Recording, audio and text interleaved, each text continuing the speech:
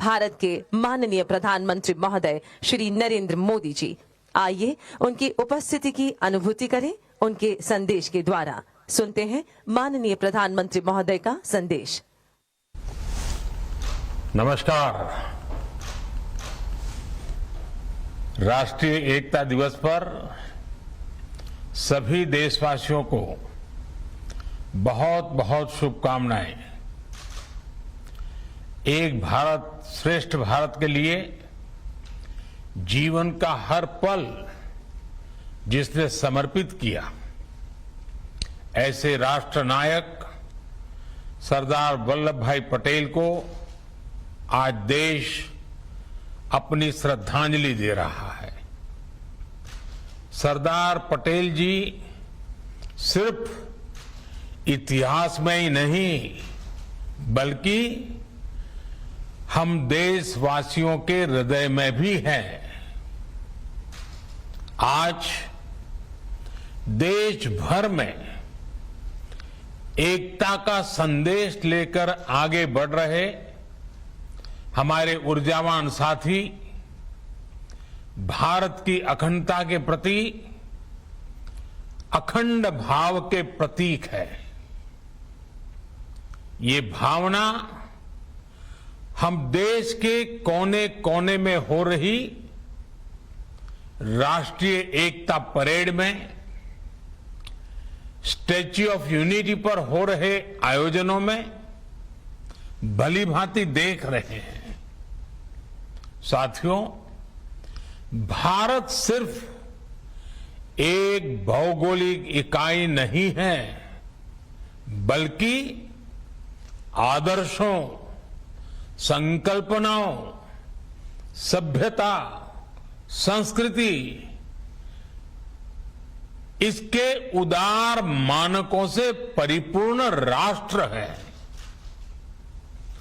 धरती के जिस भूभाग पर हम 130 करोड़ से अधिक भारतीय रहते हैं, वो हमारी आत्मा का, हमारे सपनों का, हमारी आकांक्षाओं का अखंड हिस्सा है।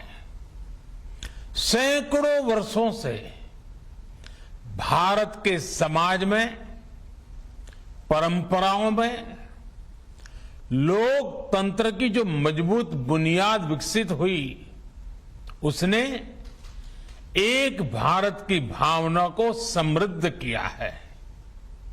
लेकिन हमें यह भी याद रखना है कि नाव में बैठे हर मुसाफिर को नाव का ध्यान रखना ही होता है। हम एक रहेंगे तभी आगे बढ़ पाएंगे। देश अपने लक्ष्यों को तभी प्राप्त कर पाएगा। साथियों, सरदार पटेल हमेशा चाहते थे कि भारत सशक्त हो, भारत समावेशी भी हो, भारत संवेदनशील भी हो और भारत सतर्क भी हो, विनम्र भी हो, विकसित भी हो। उन्होंने देश हित को हमेशा सर्वोपरि रखा। आज उनकी प्रेरणा से भारत बाहरी और आंतरिक हर प्रकार की चुनौतियों से निपटने में पूरी तरह से सक्षम हो रहा है। पिछले 7 वर्षों में देश ने दशकों पुराने अवांछित कानूनों से मुक्ति पाई है। राष्ट्रीय एकता को संजोने वाले आदर्शों को नई ऊंचाई दी है। जम्मू कश्मीर हो, नॉर्थ ईस्ट हो या हिमालय का कोई गांव, आज सभी प्रगति के पथ पर अग्रसर है। देश में हो रहा आधुनिक इंफ्रास्ट्रक्चर का निर्माण देश में भौगोलिक और सांस्कृतिक दूरियों को मिटाने का काम कर रहा है। जब देश के लोगों को एक हिस्से से दूसरे हिस्से में जाने से पहले ही 100 बार सोचना पड़े तो फिर काम कैसे चलेगा। जब देश के कोने कोने में पहुंचने की आसानी होगी तो लोगों के बीच दिलों की दूरी भी कम होगी, देश की एकता बढ़ेगी। एक भारत श्रेष्ठ भारत की इसी भावना को मजबूत करते हुए आज देश में सामाजिक, आर्थिक और संवैधानिक एकीकरण का महायज्ञ चल रहा है। जल, थल, नभ, अंतरिक्ष, हर मोर्चे पर भारत का सामर्थ्य और संकल्प अभूतपूर्व है। अपने हितों की सुरक्षा के लिए भारत आत्मनिर्भरता के नए मिशन पर चल पड़ा है। और साथियों, ऐसे समय में हमें सरदार साहब की एक बात अवश्य याद रखनी चाहिए। सरदार साहब ने कहा था, by common endeavour we can raise the country to a new greatness, while a lack of unity will expose us to fresh calamities. एकता की कमी जहां नए संकट लाती है, सबका सामूहिक प्रयास देश को नई ऊंचाई पर लेकर जाता है। आजाद भारत के निर्माण में सबका प्रयास जितना तब प्रासंगिक था, उससे कहीं अधिक आजादी के इस अमृत काल में होने वाला है। आजादी का यह अमृत काल विकास की अभूतपूर्व गति का है, कठिन लक्ष्यों को हासिल करने का है। यह अमृत काल सरदार साहब के सपनों के भारत के नवनिर्माण का है।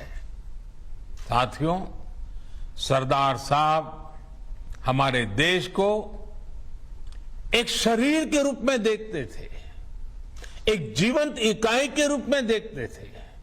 इसलिए उनके एक भारत का मतलब ये भी था कि जिसमें हर किसी के लिए एक समान अवसर हो, एक समान सपने देखने का अधिकार हो। आज से कई दशक पहले उस दौर में भी उनके आंदोलनों की ताकत ये होती थी कि उनमें महिला, पुरुष, हर वर्ग, हर पंथ की सामूहिक ऊर्जा लगती थी। इसलिए आज जब हम एक भारत की बात करते हैं तो उस एक भारत का स्वरूप क्या होना चाहिए? उस एक भारत का स्वरूप होना चाहिए एक ऐसा भारत जिसकी महिलाओं के पास एक से अनेक अवसर हो, एक ऐसा भारत जहां दलित, वंचित, आदिवासी, वनवासी, देश का प्रत्येक नागरिक खुद को एक समान महसूस करे। एक ऐसा भारत जहां पर बिजली, पानी जैसी सुविधाओं में भेदभाव नहीं, एक समान अधिकार हो। यही तो आज देश कर रहा है। इसी दिशा में तो नित नए लक्ष्य तय कर रहा है। और ये सब हो रहा है क्योंकि आज देश के हर संकल्प में सबका प्रयास जुड़ा हुआ है। साथियों, जब सबका प्रयास होता है तो उससे क्या परिणाम आते हैं, ये हमने कोरोना के विरुद्ध देश की लड़ाई में भी देखा है। नए कोविड अस्पतालों से लेकर वेंटिलेटर तक, जरूरी दवाइयों के निर्माण से लेकर 100 करोड़ वैक्सीन डोज के पड़ाव को पार करने तक, ये हर भारतीय, हर सरकार, हर इंडस्ट्री, यानी हर एक नागरिक, यानी सबके प्रयास से ही संभव हो पाया है। सबका प्रयास की इसी भावना को हमें अब विकास की गति का, आत्मनिर्भर भारत बनाने का एक मजबूत आधार बनाना है। अभी हाल ही में सरकारी विभागों की साझा शक्ति को पीएम गति शक्ति नेशनल मास्टर प्लान के रूप में एक प्लेटफॉर्म पर लाया गया है। बीते वर्षों में जो अनेक रिफॉर्म किए गए हैं, उनका सामूहिक परिणाम है कि भारत निवेश का एक आकर्षक डेस्टिनेशन बन गया है। भाइयों और बहनों, सरकार के साथ साथ समाज की गति शक्ति अगर ये जुड़ जाए तो बड़े से बड़े संकल्पों की सिद्धि कठिन नहीं है, सब कुछ मुमकिन है। और इसलिए आज जरूरी है कि जब भी हम कोई काम करें तो ये जरूर सोचें कि उसका हमारे व्यापक राष्ट्रीय लक्ष्यों पर क्या असर पड़ेगा। जैसे स्कूल कॉलेज में पढ़ाई करने वाला युवा एक लक्ष्य लेकर चले कि वो किस सेक्टर में क्या नया इनोवेशन कर सकता है। सफलता असफलता अपनी जगह पर है, लेकिन कोशिश बहुत जरूरी है।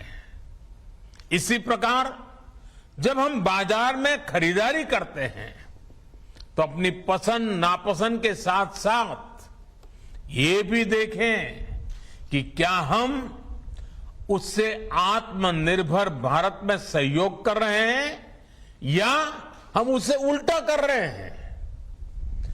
भारत की इंडस्ट्री भी विदेशी रॉ मटेरियल या कंपोनेंट्स पर निर्भरता के लक्ष्य तय कर सकती है। हमारे किसान भी देश की आवश्यकताओं के अनुसार नई खेती और नई फसलों को अपनाकर आत्मनिर्भर भारत में भागीदारी मजबूत कर सकते हैं। हमारी सहकारी संस्थाएं भी देश के छोटे किसानों को मजबूत करें। हम जितना ज्यादा ध्यान हमारे छोटे किसानों के ऊपर केंद्रित करेंगे, उनकी भलाई के लिए आगे आएंगे, गांव के अत्यंत दूर दूर के स्थानों तक हम एक नया विश्वास पैदा कर पाएंगे। और हमें इसी दिशा में संकल्प लेने के लिए आगे आना है। साथियों, ये बातें सामान्य लग सकती हैं, लेकिन इनके परिणाम अभूतपूर्व होंगे। बीते वर्षों में हमने देखा है कि छोटे समझे जाने वाले स्वच्छता जैसे विषयों को भी जन भागीदारी ने कैसे राष्ट्र की ताकत बनाया है। एक नागरिक के तौर पर जब हम एक भारत बनकर के आगे बढ़े तो हमें सफलता भी मिली और हमने भारत की श्रेष्ठता में भी अपना योगदान दिया। आप हमेशा याद रखिए, छोटे से छोटा काम भी महान है अगर उसके पीछे अच्छी भावना हो। देश की सेवा करने में जो आनंद है, जो सुख है, उसका वर्णन शब्दों में नहीं किया जा सकता। देश की अखंडता और देश की एकता के लिए अपने नागरिक कर्तव्यों को पूरा करते हुए हमारा हर प्रयास ही सरदार पटेल जी के लिए सच्ची श्रद्धांजलि है। अपनी सिद्धियों से प्रेरणा लेकर हम आगे बढ़े, देश की एकता, देश की श्रेष्ठता को नई ऊंचाई दें।